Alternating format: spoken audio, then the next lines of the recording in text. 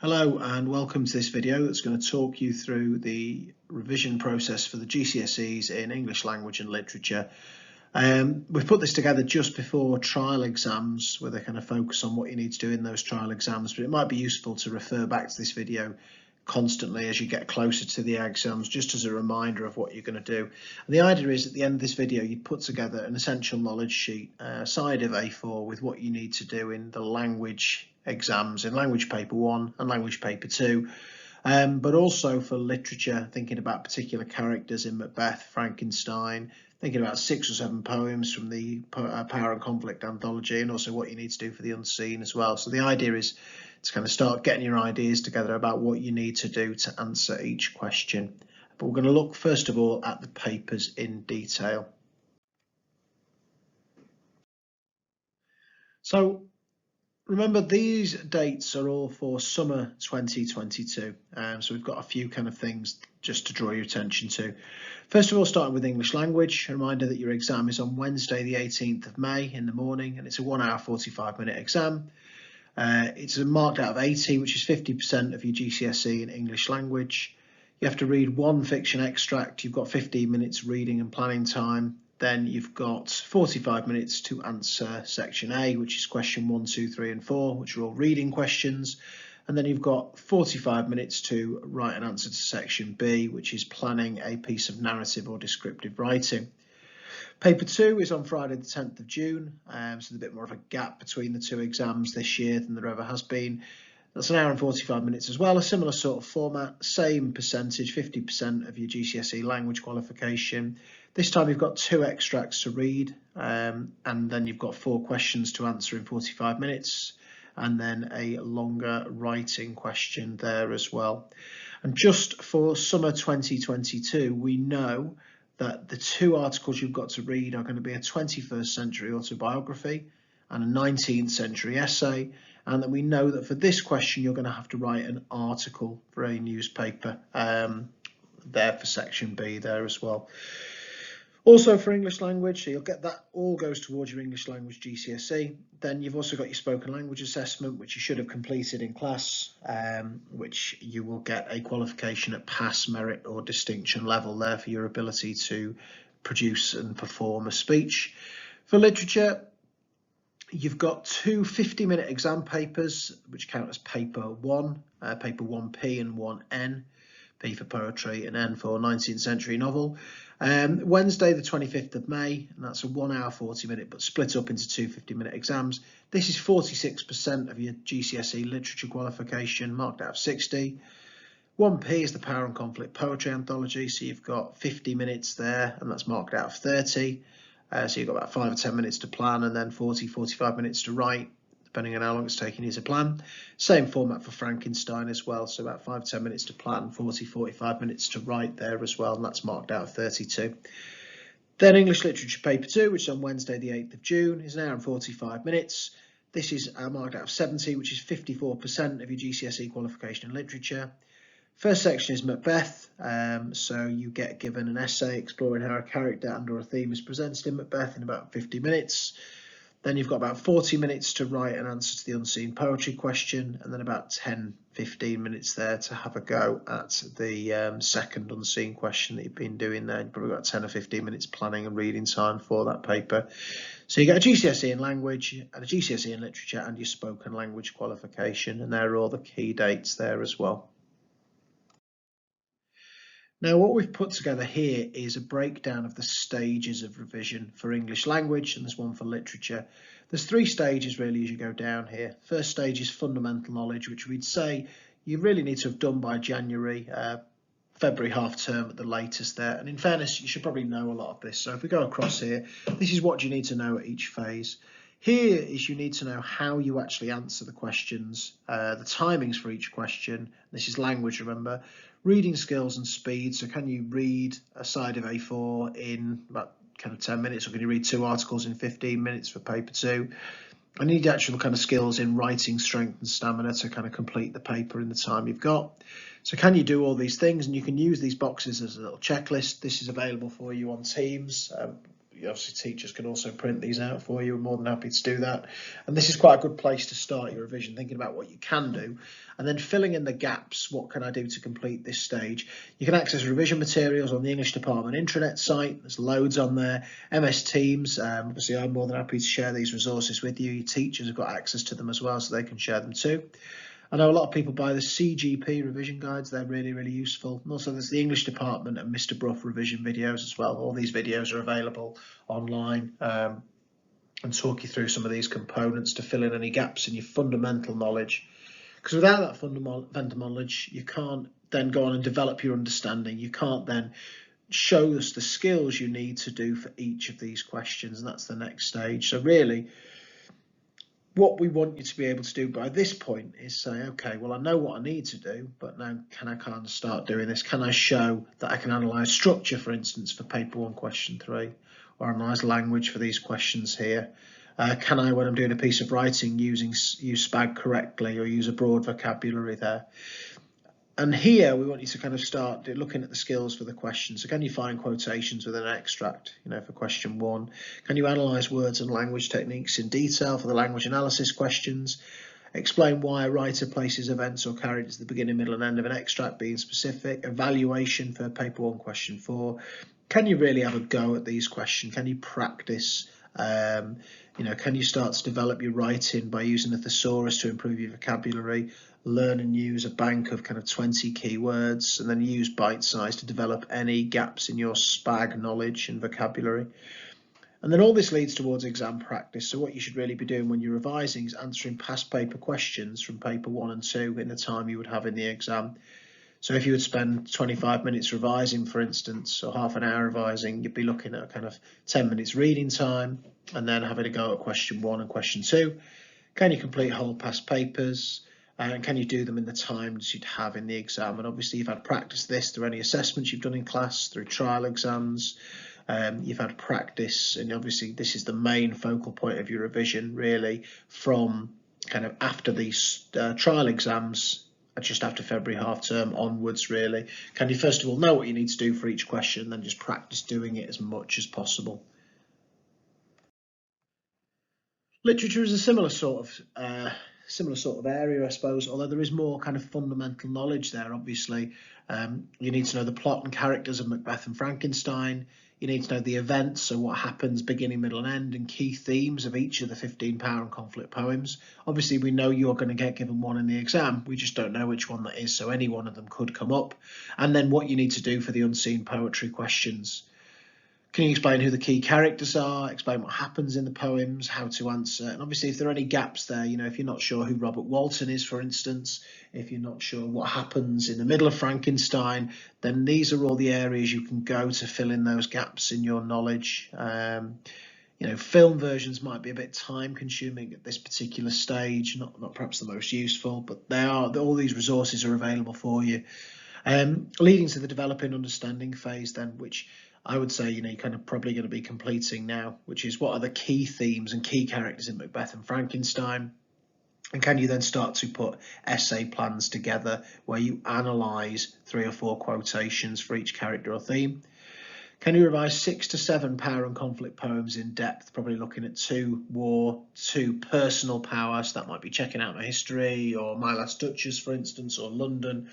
2 for nature, and then Kamikaze as well.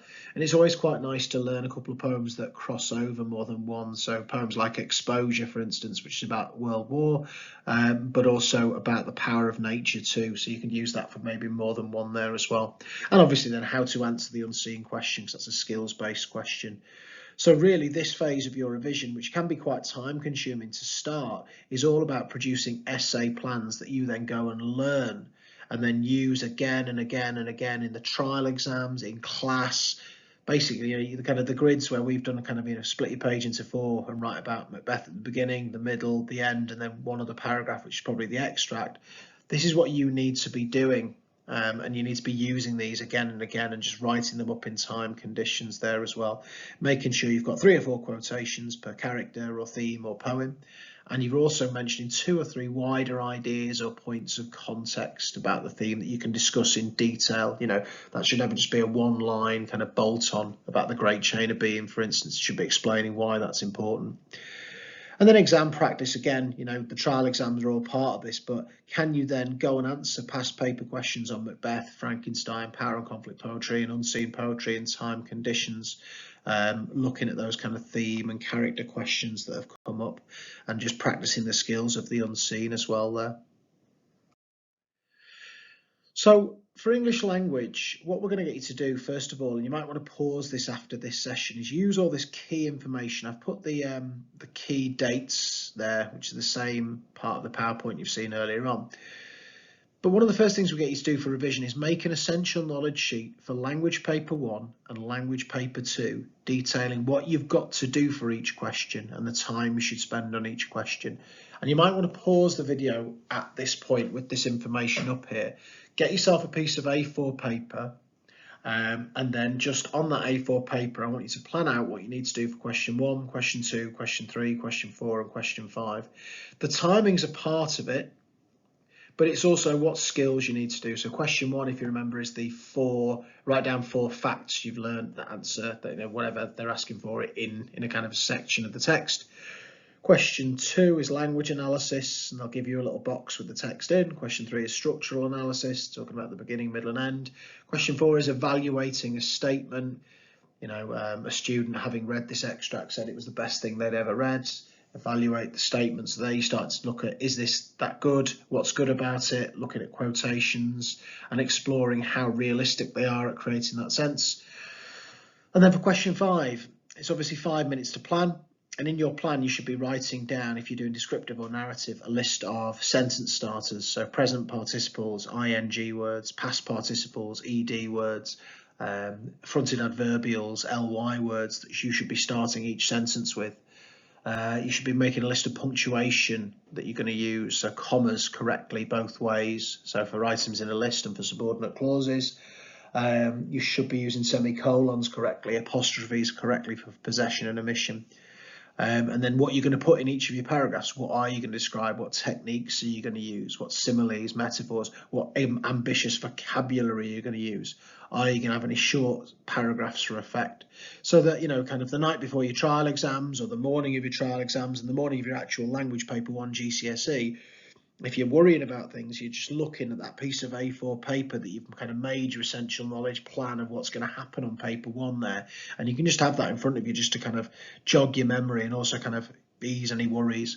And you can have it in front of you when you're revising as well. So it's a case of, right, okay, if we're saying spend 25 minutes revising, well, you might want to read and annotate for 25 minutes, and then you might want to have a go at question 1, 2 and 3 in that 25 minutes. That's the time you'd have in the exam. And the same sort of thing for paper 2 as well. You know, make sure you're kind of just doing 1 essential knowledge sheet for paper 1 and 1 for paper 2. Same sort of format though, obviously the questions are different. This is 4 kind of true statements out of 8. Question 2 is statement, quotation, inference. You know, you're making inferences about both sources, about something and how it's presented in both sources. Question 3, if you remember, is language analysis. That's exactly the same as paper 1, question 2. And then question 4 is writers' viewpoints and perspectives. So how does a writer feel about something that they're talking about in their article? Find me a quotation, explore how that shows their viewpoint, and then how is that similar or different to the other source and why. And then the writing, just so we're clear, remember you're going to be asked to write an article in summer 2022. So you're just planning to write an article, so you need things like your headline. You need the same punctuation and vocabulary reminders you've had for question 1 here. You need to clearly put what you're going to put in your paragraphs, saying why it's a problem, what can we do to solve the problem. You're never ranting with these kind of articles, whether you've got to persuade or express your point of view. You're saying why something's a problem, what we can do to improve that. And remember, for source A and B for paper 2, we know that source A is going to be a 21st century autobiography. So very similar to the Ben Fogel article you've seen recently. And source B will be a 19th century essay. So anything by someone like Charles Dickens. We've seen his essays on homelessness and various things as well. So you might want to pause the video now and work on language paper 1 and paper 2, so 2 separate sheets of A4 paper, and just write down essential knowledge sheet. What do you need to do for each question? You might even want to write down some sentence starters, but this is what we're going to ask to see. This is for your revision, but we want you to do this as part of this task today. Write down a list of what you need to do for each question, how long you need to spend on each question, and key information that's going to help you write the best answer you possibly can.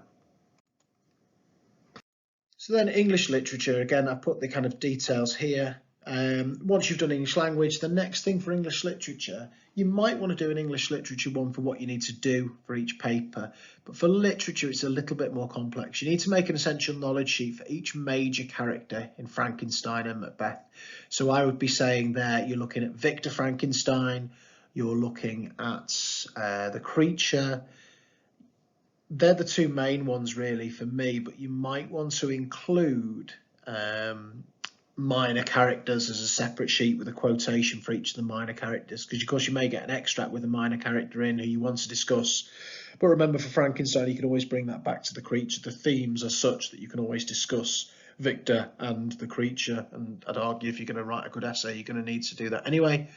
For Macbeth, it would be Macbeth, Lady Macbeth, Macduff, and then maybe some of the other characters such as Banquo. The witches as well might be a good kind of character or characters, I suppose, to do an essential knowledge sheet on. For the poems, you're looking at 2 on the power of man, 2 on the power of war, and 2 on nature, and obviously Kamikaze, because that's a poem you can use for most questions that come up there. And then obviously an essential knowledge sheet on what you need to do for the unseen questions. So you've got there probably about 2 or 3 for Frankenstein. You've probably got 4 or 5 for Macbeth, and then let's say 7 for your poems. So you've probably got about 15 to do for the text we study, and then 1 for unseen questions. So there's quite a lot to do there. And of course, the longer you leave that, and we're talking about making a little essential knowledge sheet or a little essay plan for each. So 1 for Victor Frankenstein, 1 for the creature. We have some in the department which we're more than happy to share with you. They're quite wordy, they're kind of detailed essay plans, so you're welcome to use those. But the longer you leave that process, then obviously the more panicked you're going to be. If you've made a good essay plan on Victor Frankenstein with the 4 quotations you're going to talk about, the points, nature versus nurture, playing God in society, why Shelley includes Victor in detail. If you've got that really, now, and you're using that in the trial exams for your revision, if you're using that in class every time you're doing a Frankenstein essay at home to revise from, then by the time it comes to your GCSE exams, you're going to be an expert in turning that essay plan into an essay. So, I know we focused on English language and putting essential knowledge sheet there, but make sure you're doing these literature ones, and any you can do. If you want your teachers or myself to check over them, we're more than happy to do that. If you've got any gaps in your knowledge, use the CGP revision guides, Mr. Bruff, BBC Bite Size, and obviously we'll be giving you past papers in class to do and kind of questions there in time conditions that you can have a go at. So you might want to pause this video now. You might want to make an essential knowledge sheet just with kind of these key dates and times, reminding you what you need to do and when. Or you might want to kind of use this and start thinking about who are those key characters and which essay plans you need to make, which ones you've got. And then, like I say, just spend the time kind of putting those together. Just finally then, a few kind of top tips from the English department in terms of revision. I would say that first thing you need to do is be making a revision timetable. This is a whole school thing, not just an English thing. We've put an example on the next slide. Obviously take into account other commitments you've got, if you've got part-time jobs or family members to look after, if you go to the football or, kind of there's an activity you do every kind of weekend, make sure you're kind of taking that into account. And make sure you're also breaking your work up into subsections. So for instance, you shouldn't be saying, right, I'm going to revise literature for kind of half an hour tonight, because literature is enormous. There's kind of, that's unseen, power and conflict poetry, Frankenstein and Macbeth, and within that there's probably about 5 or 6 characters, or like I say, it's 15 poems. So if you're going to do literature, break that down. So right, I'm going to do Macbeth today, and actually in the 25 minutes I'm going to revise, I'm going to write an essay plan on Macbeth, and I'm going to make sure that's the best essay plan. I'm going to get Sir or Miss or whoever it is to check that essay plan and make sure it's good. I'm going to use my lit charts, I'm going to use the CGP revision guides, and I'm going to work on that essay plan. And then it might be, in a couple of days' time, right, okay, I'm going to have a go at writing that essay on that as well there, because once you've got these kind of revision notes in place, and it does take time, it takes, you know, your first couple of weeks of sessions for all your subjects, you've got them there, you can have them to look at as you're kind of lining up for the exam or the morning before as well.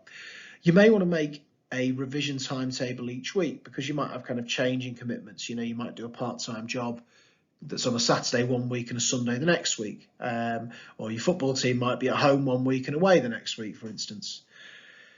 The next thing we'd recommend is that you use something called the Pomodoro method when revising.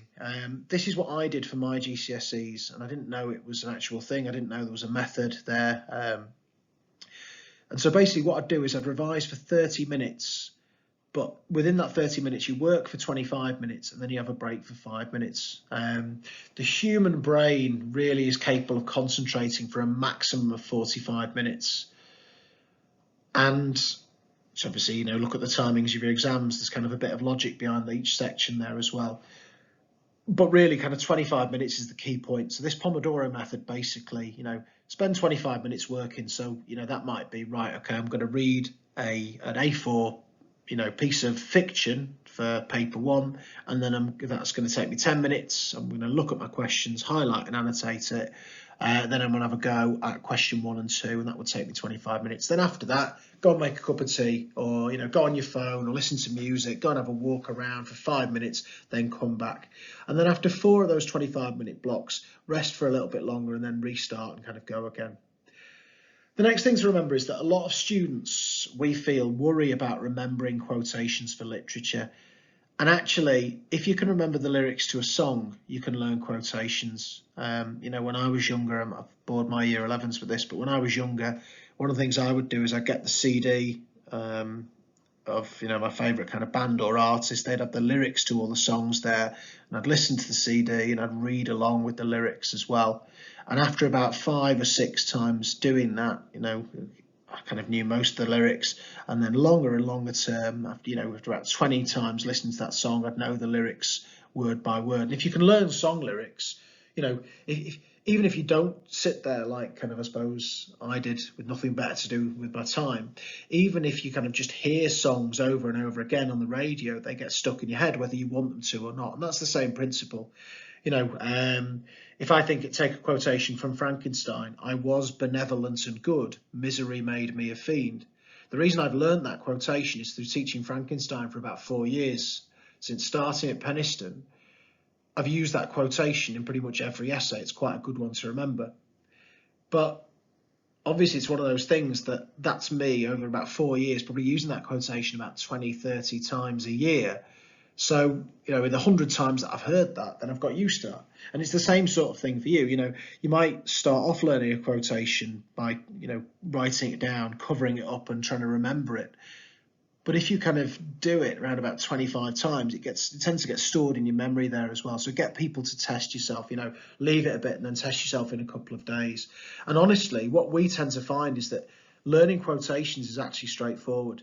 You know, if you can learn song lyrics, you can learn a quotation. Genuinely, there's no trick to it. It's the same process. It's just hearing it again and again, and again, writing down, saying it again and again and again, and then testing yourself on it there until it gets lodged in your kind of longer term memory. But the thing that we find is that people are so fixated on learning quotations, they can't actually do any analysis with them. And make sure you're kind of highlighting, underlining your key words. So in that example, I was benevolent and good, misery made me a fiend. I might want to talk about benevolence and good, you know, this idea the creature was raised to be kind. I might talk about John Locke's tabula rasa there, for instance, this idea that humanity is born as a blank slate to be good, in inverted commas.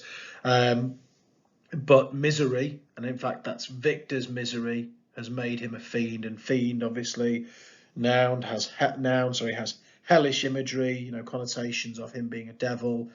And of course, is it Victor's misery that's made him a fiend? Is it actually the fact that he is part of a society who's made him miserable, or was he a fiend all along? And what you can see there is, as well as learning that quotation, I'm actually learning the analysis of that quotation. You know, I'm an American football fan, and American football players have to learn hundreds and hundreds and hundreds of pieces of information in terms of what formations they're going to play and where they're going to go. And if they can learn that just from practicing and reading and writing it again, then you can learn these things. But of course, the earlier you start, the more of an advantage you'll be. And just a kind of a simple point really, for any question for language or literature, read the question before you read the extract or the source. So the first thing you should be looking at in your exam, trial exam or real thing, are the questions on the question paper. So question 1's asked me to write down, from paper 1, asked me to write down 4 facts about this. And you highlight and underline the thing in the question, the focus of the question. Because then when you're reading the extract, you're reading it through the lens of the question, through what the questions are looking you to focus on.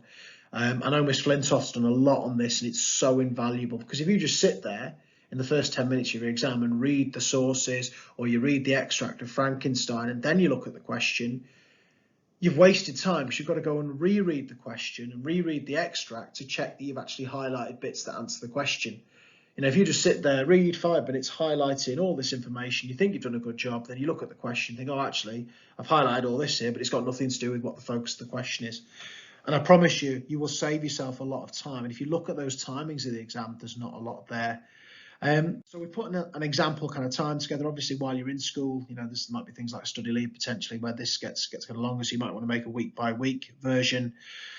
You know, if you kind of play sport, for instance, or if you go for a walk, if you meet friends, kind of timetable these things in. Just a quick word on this, though. Obviously, we put whole hours in there just to make it a bit more manageable in terms of the size of this. But please bear in mind that if I was revising English language here, I'd split this up using my Pomodoro method. So from 4 o'clock to 4:25, I'd be doing English language. And remember, be specific. So I'm doing English language paper 1, and I'm doing section B, the writing section.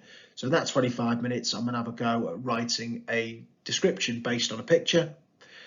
Then I'm going to have a 5-minute break. I'm going to go and make a cup of tea. I've earned it after that. And then I'm going to go back into English language, and I'm going to do paper 1, section A. And for that, I've got 25 minutes. I'm going to read a short extract, and I'm going to go at question 3.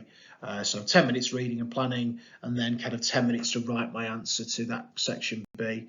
And then kind of 5 minutes to check and peer mark my own, and then I've got a little 5-minute break and I go on to science. So remember there, I might focus on biology, for instance, and do food chains, do a task to do with that there. So there's a couple of things to do after this session. Obviously, we've got a blank one here, and we've got copies of these in the English department, but we will make this PowerPoint available. So 3 things to do after this session. First of all, make sure you're making yourself a revision timetable. Secondly, make sure that you are putting together an essential knowledge sheet for what you need to do for the language paper. That's paper 1, and then obviously for language paper 2. So that's 2 separate pieces of paper, and we want to see those as your English teachers as kind of proof of your homework for this week.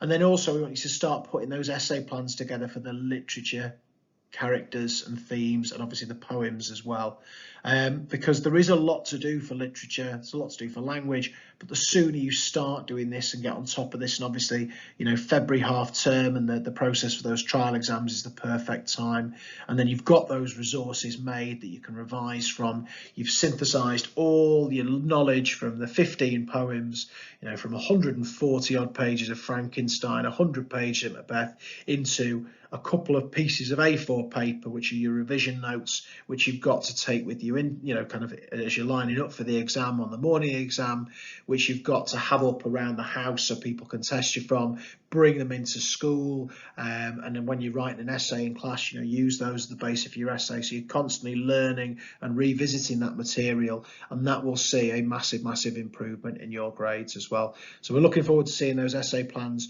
Good luck in your trial exams, and good luck in the real thing as well.